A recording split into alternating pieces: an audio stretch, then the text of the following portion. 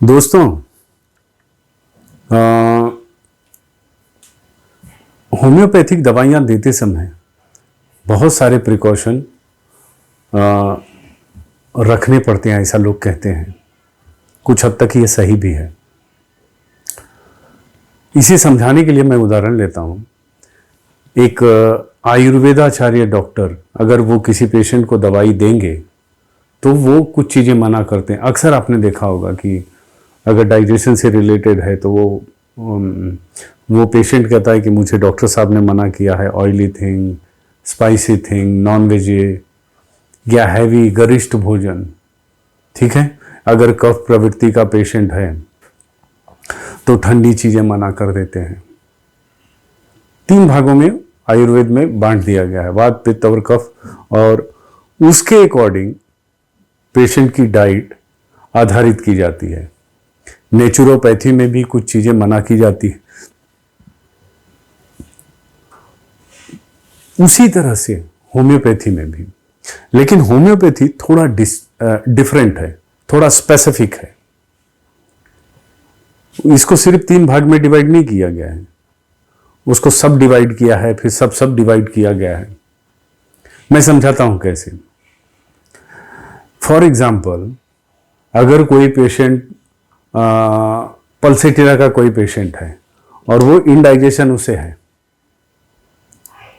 तो अगर उसे ऑयली चीज देंगे तो उसकी तकलीफें बढ़ जाएंगी।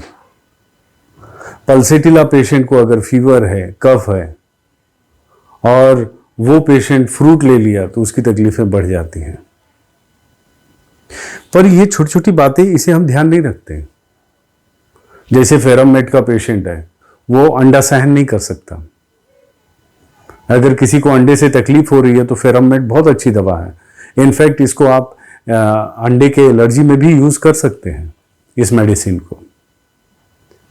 बहुत सारी ऐसी दवाइयां हैं जिनमें कुछ ऐसी चीजें खाई जाती हैं जो मना किया जाता है अक्सर। फॉर एग्जाम्पल, जैसे डाइजेस्टिव सिस्टम से रिलेटेड प्रॉब्लम अगर पल्सेटिला का है तो विनेगर से अच्छा महसूस करता है वो, जबकि विनेगर खट्टा होता है। और बहुत सारे डॉक्टर्स एसिडिटी न होने के लिए उस चीज को मना करते हैं। I mean in allopathy, not in homeopathy. Okay. या आर्सेनिक पेशेंट है, उसको गैस्ट्रिक प्रॉब्लम है, तो उसको ठंडा पानी पीने से राहत मिलता है। वो बाद में भले कुछ हो लेकिन राहत मिलता है। ओके। चेलिडोनियम का पेशेंट है, उसको गर्म पानी पीने से राहत मिलता है। सो ये सारी चीजें बहुत मायने रखती है होम्योपैथिक ट्रीटमेंट में। मैं समझाता हूं कैसे। देखिए, पेशेंट आपके पास जब आता है वो 2 अवस्था में आता है। आइदर उसकी वाइटलिटी बहुत अच्छी है या लो है, या बहुत लो है। सॉरी, 3 अवस्था। अगर बहुत अच्छी उसकी वाइटलिटी है तो ये सब चीजें उतनी मायने नहीं रखेंगी। ठीक है। मॉडरेट है तो थोड़ा बहुत उसे केयर करना पड़ेगा। अगर वो पेशेंट बहुत ज्यादा सेंसिटिव है तो इन चीजों का बहुत ध्यान रखना पड़ता है, फूड का, टाइम का। You got it. जैसे टाइम का भी मैं आपको बताता हूं। हम सब जानते हैं कि आर्सेनिक रात को 12 या 1 बजे के आसपास उसका एग्रवेशन है, 12 बजे से 2 बजे तक। तो ज्यादातर डॉक्टर प्रेफर करते हैं कि ये उस दौरान न दी जाए, अगर पेशेंट बहुत ज्यादा सेंसिटिव है तो। ओके। या सल्फर को रात को न दी जाए, क्योंकि हो सकता है उससे इंसोम्निया हो, बेचैनी हो, रेस्टलेसनेस हो। या लाइकोपोडियम को शाम 4 से 8 बजे के बीच में नहीं देते हैं, क्योंकि उसके कंप्लेंट्स बढ़ जाएंगे अगर वो बहुत ज्यादा सेंसिटिव पेशेंट है तो। कम सेंसिटिव है, लेट इट बी, कोई फर्क नहीं पड़ता। मैं ये क्यों समझा रहा हूं आपको, ये क्यों ये सारी चीजें डिस्क्राइब कर रहा हूं, क्योंकि अभी एक केस के साथ ऐसा हुआ दोस्तों, जस्ट, और I am feeling very unfortunate, क्योंकि जो अभी सिचुएशन है, पेंडेमिक का सिचुएशन है, कोरोना वायरस का सिचुएशन है, वहाँ पे मोस्ट ऑफ द टाइम आपको क्रिटिकल केसेस ही मिल रहे हैं। पहली बात तो कोरोना हो गया तो पेशेंट वैसे ही डर जाता है। अगर वो अपने लिए नहीं डरेगा तो अपनों के लिए डर जाएगा। सो ये बहुत सारी चीजें मायने रखती। हुआ यूं कि एक ऑनलाइन केस आया मेरे पास कोविड का, कोविड पॉजिटिव। तो उस पेशेंट को मैंने नेट्रोमोर दिया था और कुछ दिनों बाद वो पेशेंट रिकवर हो गया, कोरोना नेगेटिव हो गया। टेस्ट करने के बाद कोविड नेगेटिव हुआ। फिर उन्होंने कहा कि मेरे पापा की भी तबीयत खराब है, can you please give medicine to him. और वो हॉस्पिटल में एडमिट थे, उनका उम्र ज़्यादा था, हॉस्पिटल में एडमिट थे। मैं उनके लड़के से ही उनके बारे में थोड़ा इंफॉर्मेशन निकाला, जो केस टेकिंग जिसको हम लोग कहते हैं, एंड ऑन दैट बेसिस उसके आधार पे मैंने उन्हें ब्रायोनिया दिया।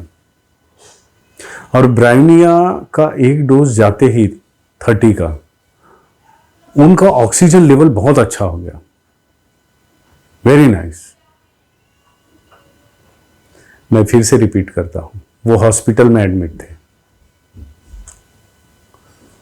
और मैंने इन्हें कहा था कि आप उन्हें खट्टा ठंडा फ्रूट मत देना, क्योंकि इन चीजों से ब्रायोनिया का एग्रवेशन है। फ्रूट से एग्रवेशन है ब्रायोनिया को। ओके मैं ज्यादा एम्फसाइज किया था फ्रूट पे। अनफॉर्चुनेटली दूसरे दिन जब कॉल आया, मैं एक्सपेक्ट कर रहा था कि दूसरे दिन मुझे कुछ और अच्छा न्यूज मिलेगा कि ही इज इंप्रूविंग मच, उनमें इंप्रूवमेंट बहुत अच्छा हुआ है। ऑन द कॉन्ट्रेरी मुझे उन्होंने कहा कि पापा की तबीयत खराब हो गई। और ये मेरे लिए थोड़ा सा कंफ्यूजिंग था, क्योंकि दवा तो चेंज हुई नहीं थी। उस पेशेंट को वो डोज दिए थे, दूसरा डोज सुबह दिए, 30 का सेकेंड डोज एग्रवेशन इतना नहीं कर सकता। तो मैंने पूछा आपने कुछ खिलाया पिलाया था? बोले नहीं सर, कुछ फ्रूट वगैरह दिए थे। बोले हाँ, वो हॉस्पिटल में फ्रूट खिला दिया गया था। अब हॉस्पिटल की कोई गलती नहीं है इसमें, क्योंकि वो डाइट अपने हिसाब से ही देंगे, उनकी बिल्कुल गलती नहीं है। ये इंस्ट्रक्शन हमको देना चाहिए कि फ्रूट मत दीजिएगा। एप्पल दिया गया था उनको और फ्रूट के बाद एग्रवेशन हो गया दोस्तों। तो मैंने उन्हें कहा कि अब वेट करिए और डोज मत दीजिए उनको, और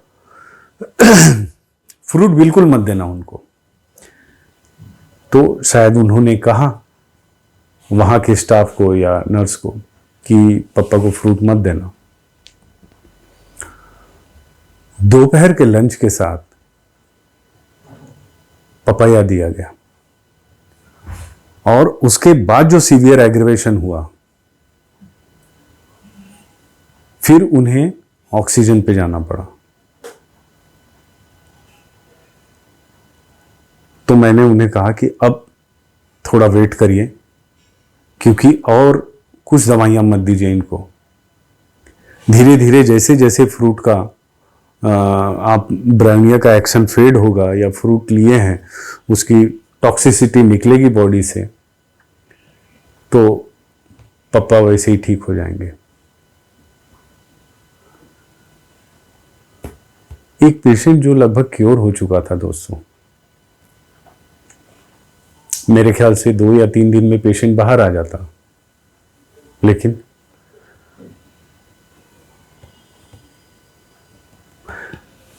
इसीलिए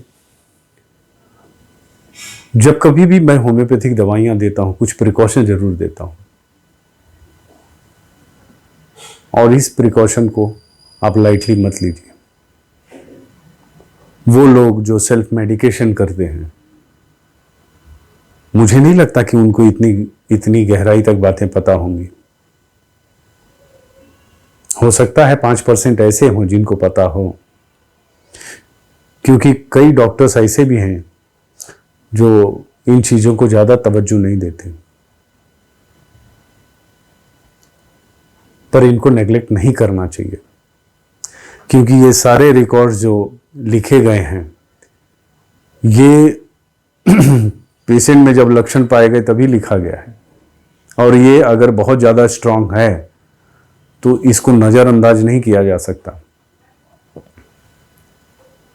मैं फिर से बताता हूँ, अगर पेशेंट सेंसिटिव है, पेशेंट को प्रॉब्लम ऐसा है कि वो एडमिट है, या फिर वाइटलिटी उसकी बहुत लो है, मैं स्ट्रांगली ये बात कह रहा हूँ कि इन चीज़ों को नेग्लेक्ट मत करना।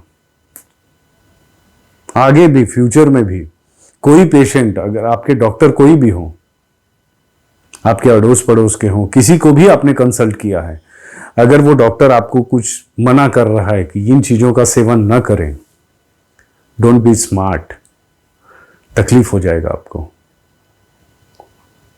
उस समय उन चीज़ों को ध्यान रखना, क्योंकि वो फिजिशियन, वो डॉक्टर आपके अपने हेल्थ के लिए कह रहा है।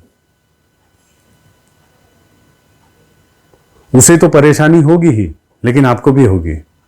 आप अच्छा होने के लिए गए, वर्स्ट होके आएंगे। कोई फूड, मैं एक और घटना बताता हूँ मेरे लाइफ में। जब मैं शुरुआत में था, अपने प्रैक्टिस के शुरुआत में था, तो एक पेशेंट थे, उन्हें मैं अक्सर अंकल ही कहता था, बगल में थे, और उनको फूड पॉइजनिंग हुआ था, और नया नया मैंने शुरू किया था प्रैक्टिस, और सारे लक्षण आर्सेनिक से मिलते थे।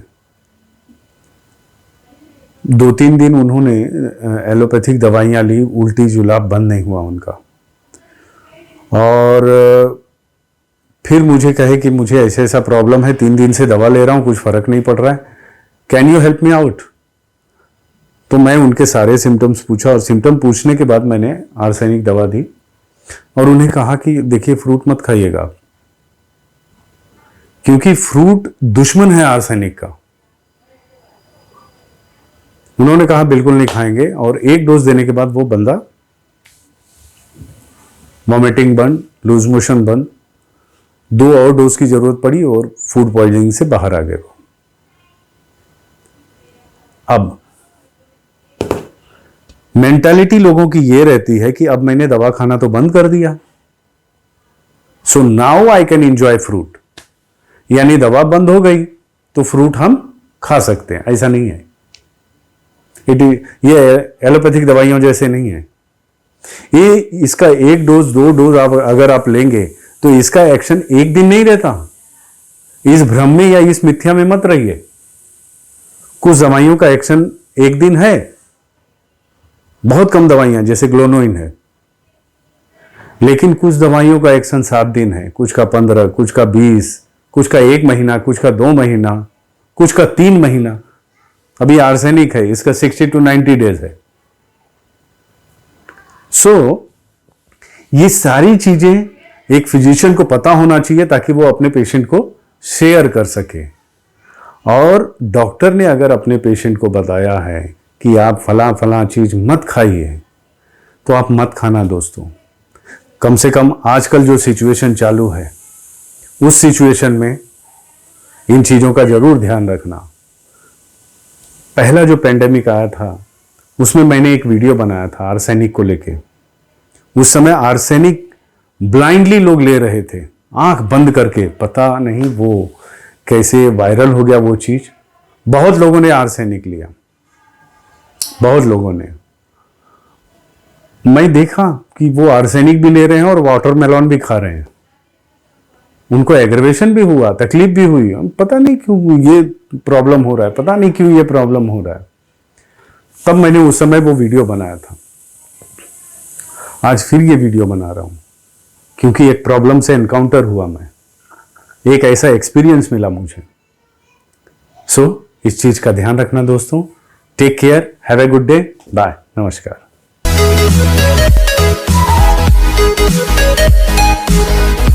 Yeah.